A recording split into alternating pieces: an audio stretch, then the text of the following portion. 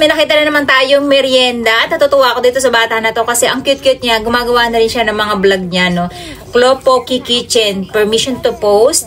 At gagamitin natin yung video niya para magaya natin, guys. So, ang simple lang ng ginawa niya. Gumawa siya ng pizza using yung rice paper, which is madami tayo, guys. Kaya mapapakinabangan natin siya. At susubukan natin kung totoo nga bang masarap kapag ginamitan ng rice paper. At napakadali lang kasi ang gamit niya lang ay yung air fryer. Maglalabas lang tayo ng rice paper natin. Ihiwa lang muna tayo ng ating hotdog. Sa mga magtatanong dyan sa chopping board, saan siya ma-order? Yes, sa akin po, magpapasko ngayon. Yung mga pang-regalo nyo, sa akin yun na po orderin. Mamimili ako ng 7, guys, na mananalo ngayong December. At mapapadala ko pa ng January. Matatanggap nyo pa siguro yung mga end of January or February. Makakatanggap sa akin ng 7 ng aking mga artwork. Ayan, halo-halo po yan. Meron pong chopping board, may resin artwork, keychain, at syempre may mga surprise pa yon. 7 lang po yan. Dun sa aking YouTube channel, dun po ako pipili ng aking mga masusugid na follower. Puntahan niyo po lagi ako sa aking YouTube channel, guys. Kasi may mga video vlog ako doon na hindi ko na-upload dito. Kaya doon niyo po ako puntahan. For the meantime, yan lang muna yung gawin natin, guys. Binili ko lang to sa international store kung mga nagtatanong sa akin. Ang gagawin daw ay pa-square yata yung rice paper niya. So, sa atin ay, ayan, paganyan. Babasain lang daw ng tubig. Pero bago pala basain ng tubig, ay maglalagay muna ng cheese. Ayan, kontian lang natin, baka maging bulky. Napakasimple ng ano niya, guys, ha. Ng kanyang timpla. Alam ko naglagay siya ng ketchup or later na yun kasi ang nilagay niya ay yung sweet basil. Maglalagay tayo ng pipitas lang tayo ng sweet basil natin sa ating garden after natin to magawa. Dito ako nag-struggle sa pagbabasa ng rice paper, guys. Kasi pag nabasa ba siya ng tuluyan, nadikit na siya dito sa ating chopping board. Ayan. So, kailangan lang natin siyang mabasahin buong paligid niya para magsarado. So, ayan, guys, magbababad muna tayo ng ating rice paper. Kasi nagigigil yung lola niyo. Ayan. Siguro ito yung mga pantakip lang natin sa ibabaw. Struggle. Hindi ko pa kasi kabisado, guys, gumamit ng rice paper. Babad na muna natin yung rice paper natin para mapasunod natin siya at matupi. Kasi pag malutong, nababasag. Ayan, guys. Tapos, ididikit lang daw. Dikit na siya. Tapos ang gagamitin natin ay itong pang pizza natin na ayan. Kailangan chilling ko na, guys. So kailangan din to magdikit para magsarado siya. Ginagamit ko lang kasi itong chopping board na to sa paghiwa ng tinapay. Kaya ayoko siya magkaroon ng gasgas.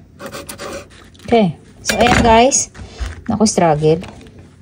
Tapos saka natin daw siya ilalagay sa air fryer. Lagyan natin ng mantika. Sprayan natin, guys, ng mantika.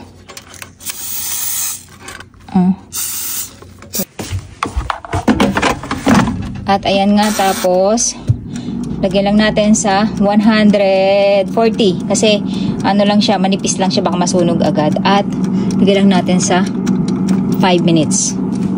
Ang struggle. Ang struggle niya, guys. As-is na natin to para hindi masayang. Nakakainis. Ayan. Lagay lang natin dito. Huwag nyo napansinin, guys, hindi naman ito pantinda, ha? Kami lang naman ang kakain nito. So, ititest lang natin. Ayan. Tapos, ito. Ito talaga ang pinaka-hate ko sa rice paper. Tapos, itatakip natin tong ating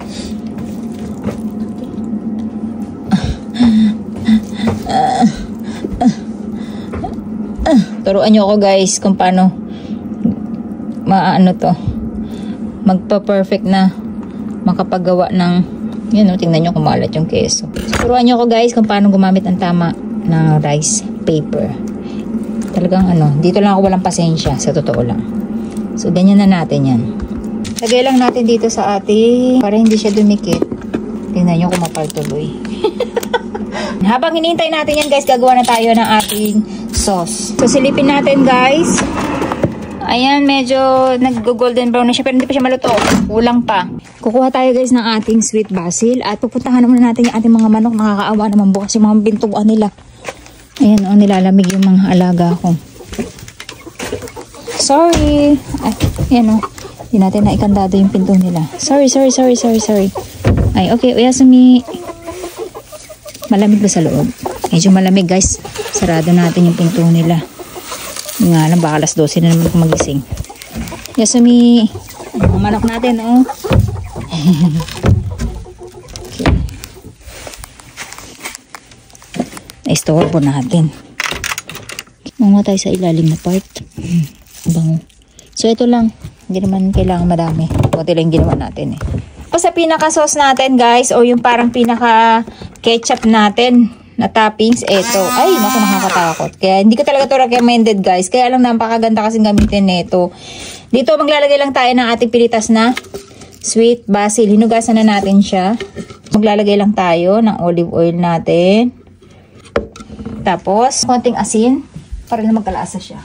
Tapos, saka natin to gagamitin na ganito. Nakakatakot kasi itong gamitin, guys. Wala siyang lock. Pag nagkamali kayo ng hawak na nabukas nyo. Ayan. Tapos, ayan, ilabas na natin. So, kailangan nyo nang i-charge. Tapos, isasanin lang natin dito. Medyo may buo-buo pa. Pero anyway, okay na yan. Tapos, silipin natin to. Hindi pa siya nag-golden brown. So, ito na guys yung nagawa natin at isasanin lang natin. And guys, ito yung isa natin. Okay? Salang natin to ngayon. Salang natin siya ulit ng I think 20. Tapos hinandan natin siya, ginawa natin siyang 110 kasi baka mamaya sumubrang init sunog agad. Ito na guys yung nagawa natin at ito yung makapalang part at pinakainit natin. Napakatagal magluto sa air fryer nito. Mas maganda siguro guys kung pinirito natin to, pinaka the best. Next time yun ang gagawin natin, ipipirito natin siya. At iti-taste na natin kung ano ang lasa niya. Sweet basil na with olive oil. Ayan. So, habang niluluto natin yung iba, ito na muna yung ating iti-taste test kasi ang hirap nga magpalutong. Kanina pa naiinip si Ate Aska. Jajang! Ito na yung ating pizza rice paper na ginamit. Ayan. At titikman na natin. Itadakimasu. Mamili ka na. Ayokong magawak muna. Mamaya maano ka na ng imbir na. Itadakimasu! Cheers. Ligon-ligo na siya guys. Kaya may toyo na. Alam mo, may laglat ako Nahintay mo pa ako. Sorry po Kahit nga, nagdikit-dikit yung rice paper.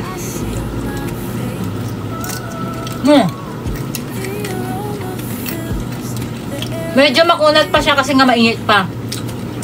Wala pa ako nakakain ng winner. Hindi pa nakain yung hotdog daw. Ang init guys. Pero masarap siya in fairness. No? Makapal kasi yung Sarap. Sarap ba? Makain ko na yung hotdog. Masarap guys. Parang mas masarap to kung pinirito na lang, mabilis pa, no? Hindi mo fried ginawa? Air fry. Tagal? Ang tagal guys, 1 oras ko sinasalang. Init? Yung iba kasi sinalang ko, hindi pa masyadong malutong. Kaya ito muna yung sinalang ko para mapalutong Hindi natin. ka naglagay ng cheese? Dahil lang po. Magaloob. Parang wala. Nalusaw. Sayang. Nalusaw yung oil niya, yung ano niya guys, yung cheese niya. Nawala. Wala ng lasang cheese. Siguro dahil makapal nga siya, mayroon mapalutong, nalusaw pati cheese. Next time, perfectin natin to guys, gamit yung fry. Ipiprito na lang natin siya. Sarap ng hotdog. Sarap ng hotdog, diba? Pero masarap siya guys. Parang pizza talaga, no? Oo nga.